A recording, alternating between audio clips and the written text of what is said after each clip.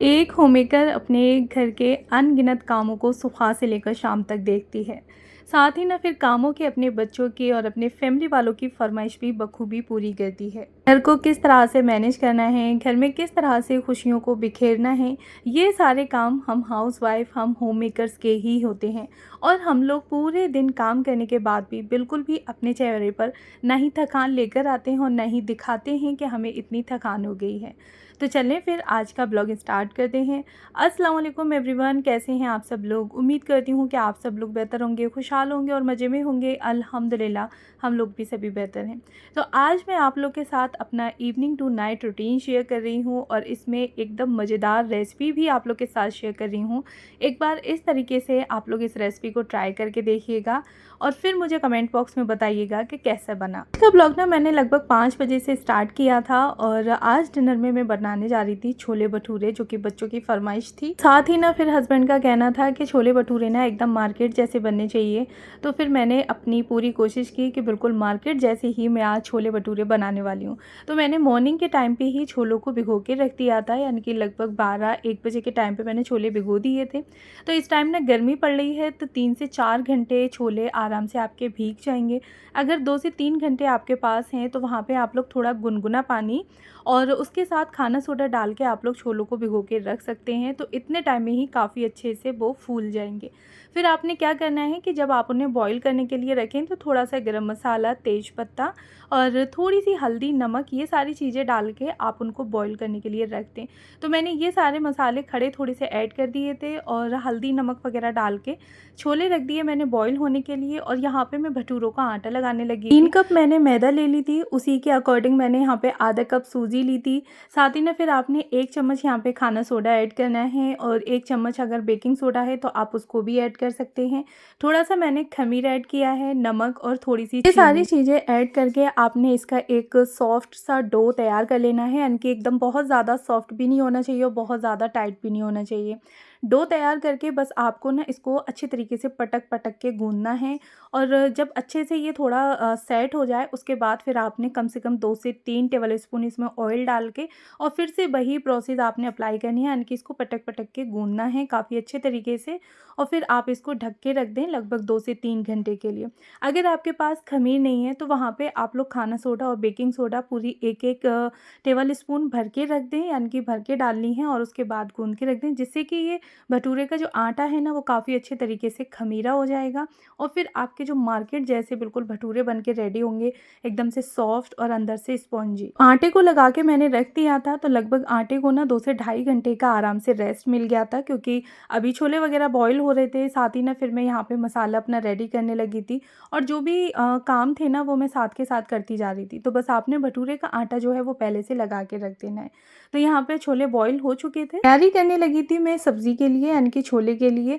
तो मैंने क्या किया था कि पहले लहसुन अदरक का पेस्ट और साथ ही प्याज का ये एक मैंने पेस्ट बना के रख लिया था और दूसरा पेस्ट मैंने हरी मिर्च और टमाटर का यहाँ पे बना के रखा था। अगर आपके पास हरे धनिया वगैरह हैं तो आप उसमें इसको भी ऐड कर सकते हैं, यानी कि टमाटर हरी मिर्च के पेस्ट में थोड़े से हरे धनिया भी ऐड कर लें।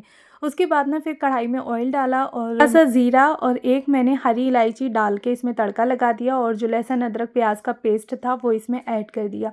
खड़े गरम मसाले जो थे वो छोले को बॉईल होने में हम लोग पहले ही डाल चुके थे, साथ ही तेज़पत्ता भी ऐड कर दिया था। तो अगर आप लोग जो छोले बॉईल किए उस टाइम पे अगर आपने खड़ा गरम मसाला नहीं डाला है तो इस टाइम पे भी ऐड कर सकते हैं। फिर उसके बाद मैंने यहाँ पे मसाले ऐड कर दिया, यानी कि जो भी बेसिक मसाले, हल्दी, धनिया, मिर्चें जो ऐड करनी थी वो सारी चीज़ें ऐड कर दी। अच्छा, नमक आप लोगों ने उसके अकॉर्डिंग ही करना है, क्योंकि छोले बॉईल होने में भी हमने नमक डाला था और जो पानी हम लोगों ने छोलों को बॉईल किया है तो उसको हम फेंकेंगे नहीं, बल्कि इसी सब्ज़ी में यानी कि इसी में ही ऐड कर लेंगे। तो इसका टेस्ट जो है वो और काफ़ी अच्छा आने वाला है। तो यहाँ पे जो भी इस मसाले थे वो अच्छे से मैंने भून लिए। उसके बाद फिर मैंने टमाटर और हरी मिर्ची का पेस्ट यहाँ पे ऐड कर दिया और अच्छे से फिर इसको भी भुनने के लिए छोड़ दिया था। 5 मिनट में ना हमारा ये भी मसाला भुन के रेडी हो जाएगा। तो उतने टाइम में ही मैं करने लगी थी किचन की क्लीनिंग, क्योंकि हाथ के हाथ ना जब हम अपने कामों को समेटते हुए चलते हैं तो वहाँ पे हमारे कामों का जो बर्डन होता है वो काफ़ी हद तक कम हो जाता है। ना मेरी क्या आदत थी कि मैं सारे काम एक साथ इकट्ठे करती थी, फिर मतलब बाद में अपनी किचन की जो क्लीनिंग करनी होती थी वो करती थी। लेकिन अब मैंने क्या आदत अपनाई है कि मैं अगर किचन में काम कर रही हूँ तो कोशिश करती हूँ कि हाथ के हाथ किचन को समेटते चलना, जो भी जार्स वगैरह मैंने यूज़ किए हैं तो उनको वाइप करके उन्हीं की जगह पे रखते चलना और साथ ही ना गैस स्टोव को क्लीन करते चलना। तो इससे ना बाद की जो मेरी क्लीनिंग होती है वो काफ़ी हद तक कम हो जाती है और साथ ही मेरी किचन जो है वो एकदम से साफ़-सुथरी हमेशा बनी रहती है। अच्छा, मसाला भुनने पे आ गया था तो मैंने थोड़ा-सा यहाँ पे कस्तूरी मेथी ऐड कर दी और पानी के साथ ही मैंने यहाँ पे छोले ऐड किए हैं। अच्छा, छोलों को ना आपने क्या करना है, थोड़ा-सा स्पैचुला की हेल्प से मैश कर लेना है, यानी कि थोड़े से छोले आपने मैश कर लेने हैं, बाकी के जो छोले हैं वो आपने ऐसे ही रखने हैं और पानी समेत इसको डाल देना है। तो इसका जो टेस्ट है वो और ज़्यादा बेहतर आएगा, क्योंकि हमने खड़े गरम मसाले, हल्दी, नमक के साथ छोलों को बॉयल किया था, तो उस पानी को आपने फेंकना नहीं है। बस यहाँ पे मैंने छोले ऐड कर दिए, थोड़ा-सा यहाँ पे पानी और ऐड कर दिया था, मुझे कम लग रहा था, तो फिर मैंने मसाला चेक करके देखा तो नमक कम था, फिर मैंने यहाँ पे थोड़ा-सा नमक और ऐड कर दिया। तो इस टाइम पे बस आपने 1 से 2 बॉयल लगाने हैं लो फ्लेम पर और उसके बाद आपकी जो छोले की सब्ज़ी है वो बन के रेडी हो जाएगी। नॉर्मली आपने गरम मसाला डाल देना है और फ्लेम को ऑफ़ कर देना है।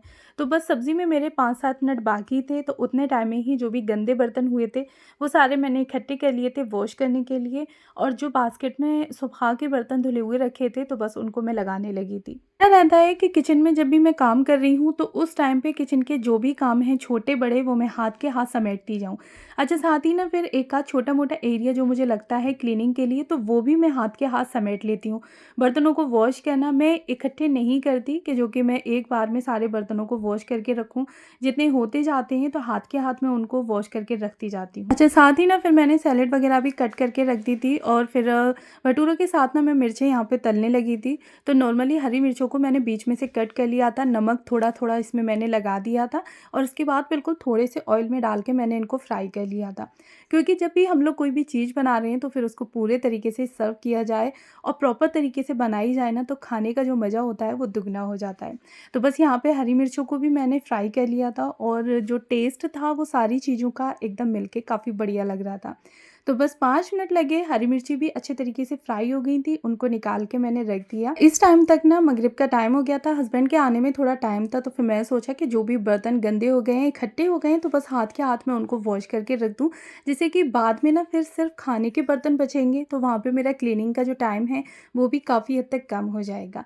अपने कामों को कम करने के लिए मैं कोशिश करती हूँ कि हाथ के हाथ कामों को समेटती जाऊँ और यकीन माने कि इस हैबिट से लास्ट में जो काम बचता है ना हमारे लिए वो काफ़ी हद तक कम हो जाता है। अगर यही हम लोग ये सोचने लगे कि एक साथ सारे काम को समेट देंगे तो फिर वहाँ पे हमारी जो मेहनत है वो भी डबल हो जाती है, साथ ही ना फिर हमारा टाइम भी डबल जाता है।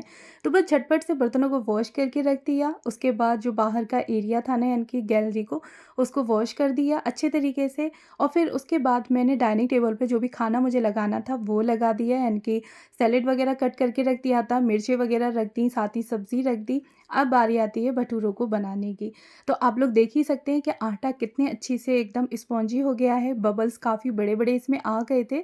तो फिर मैंने थोड़ा-सा एक बार और अच्छे से इसको हाथों से गूँध लिया था और उसके बाद फिर सेट करने के बाद ना इसकी इस तरह से मैंने छोटे-छोटे से डो बना के रखे। जब भी आप लोग मार्केट जैसे भटूरे बनाना चाह रहे हैं तो बिल्कुल प्रॉपर इसी तरह से आपने आटे को लगा के रखना है और कम से कम 2.5 से 3 घंटे का आपने आटे को रेस्ट देना है, जिससे कि उसमें जो भी आपने बेकिंग सोडा या खमीर वगैरह डाला है तो वो अच्छे तरीके से अपनी जो प्रोसेस है वो पूरी कर सके और उसके बाद आटा हमारा काफ़ी बढ़िया तरीके से स्पॉन्जी हो जाए। तो बस डो बना के मैंने रेडी कर लिए थे और उसके बाद एक-एक भटूरे को मैं अच्छे लगा के इसको बेलती गई थी और बेलने के बाद फिर मैं हाथ के हाथ में एक-एक करके सेकती गई थी और गरमा-गरम हम सभी लोगों ने बैठ के खाए। आप लोग देख ही सकते हैं कि भटूरा एक का एक फूल के और एकदम बढ़िया तरीके से गेंद के जैसे यानी कि गुब्बारे के जैसे बन के रेडी हो रहे थे और अंदर से भी ना बहुत ज़्यादा एकदम से फ्लफ़ी और स्पॉन्जी टाइप के भटूरे बने थे, एकदम से मार्केट जैसे। आप लोग देख के अंदाज़ लगा सकते हैं। सारे भटूरे मेरे इसी तरह से ना बढ़िया तरीके से बन के रेडी हो गए थे। अच्छा, आपने ना फिर ये और करना है कि ऑयल आपका अच्छा खासा गर्म होना चाहिए। साथ ही ना फिर थोड़ी कढ़ाई में कम ऑयल में अगर आप लोग सेकेंगे भटूरे तो फिर वो प्रॉपर तरीके से फूलते नहीं हैं।